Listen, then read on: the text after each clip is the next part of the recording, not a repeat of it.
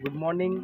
আমি বর্তমানে ভুবন, যেখানে ভুবন তীর্থ, সেখানে আমি উপস্থিত আছি কৃষ্ণপুর। আজ থেকে শুরু হয়েছে ভুবন মেলা। আমি ইতিমধ্যে দেখতে পাচ্ছি এখানে হাজার হাজারো মানুষ নামা আসা করছেন এবং সকাল 8টা বাজছে বর্তমানে। আমি ইতিমধ্যে 8টার সময় যে দেখতে পাচ্ছি মানুষ ওঠানামা করছে। আমি সরাসরি আমি দাদাকে জিজ্ঞেস করবো, দাদা আপনি যে ভুবন ঘুরতে এসেছেন বা আপনার কিরকম লাগছে, বা আপনি কোথা থেকে এসেছেন? লালাচড়া থেকে। বা লালাচড়া এই দিকটা কোন দিক? লালাবাজার, কাটলিচড়া। হ্যাঁ, আজকে যে ভুবন তীর্থে গেছেন বা কেমন লাগলো? ভালো লাগছে? খুব ভালো লাগে। কালকে গেছেন নাকি? আজকে নামছেন? কেমন ভিড় ছিল? খুব বেশি। এবারে এসেছেন, আগে কোনো এসেছেন? আগে আরো এসেছে কয়বার এসেছেন? 2 বার। আপনার নাম? অজিত সিং। আমি দাদাকে জিজ্ঞেস করলাম, আগেও এসেছেন? আগে কয়বার এসেছেন?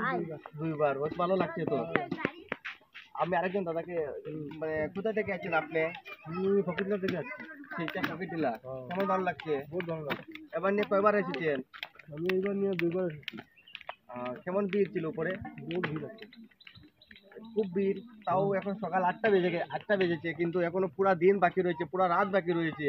হাজার হাজার সেখানে পুণ্যার্থীরা আসেন এবং বাবাকে জল দিয়ে স্নান করেন এবং পূজা পাঠ করেন।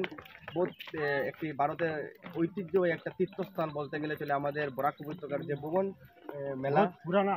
বহুত পুরানা এটা। মানে কেমন ভালো লাগছে? ভালো লাগছে। এবার নতুন না আগে গেছেন? না বেজান গেছি। কয়বার হবে? হ্যাঁ, কয়বার? 10-12 বার হইব। 10-12 বার? এই বয়সে 10-12 বার গিয়েছেন। আমি ক্যামেরাম্যানকে আরো দৃশ্য দেখানোর অনুরোধ করছি। আমি উপর দিকে যাচ্ছি। আমি একদিন দাদাকে দেখছি, দাদা খুব টায়ার্ড হয়ে যাচ্ছেন। কেমন লাগলো দাদা? ভালো লাগছে। আমি আরেকজন আমার মাসিমণিকে দেখতে পাচ্ছি, বহুত টায়ার্ড হয়ে যাচ্ছেন। কেমন ভালো লাগছে? এবার কি ফার্স্ট না আগে গেছেন? আচ্ছা,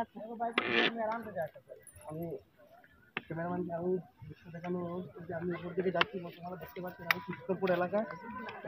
কৃষ্ণপুরের যে রাস্তা, সেই রাস্তায় আমি আছি। আমি আরেকজন বৃদ্ধ লোককে দেখতে পাচ্ছি, তিনি আসছেন। দিদি, আপনি ভুবন গেছেন, কেমন ভালো লেগেছে? খুব ভালো লাগে। এবার কি ফার্স্ট গেছেন না আগে গেছেন? না বেজান বার গেছি। আপনার বয়স কত? খুবই ভালো, খুবই ভালো। 60 বছর হয়ে গেছে। 60 বছর হয়ে আপনি যে এত পাহাড় উঁচু একজন আপনি পারছেন? ভুবন বাবা টানতে হয় না? ঠিক আছে। আপনার বাড়ি কোথায়? কাঞ্চনপুর। কাঞ্চনপুর কোন দিকে? কাঞ্চনপুর।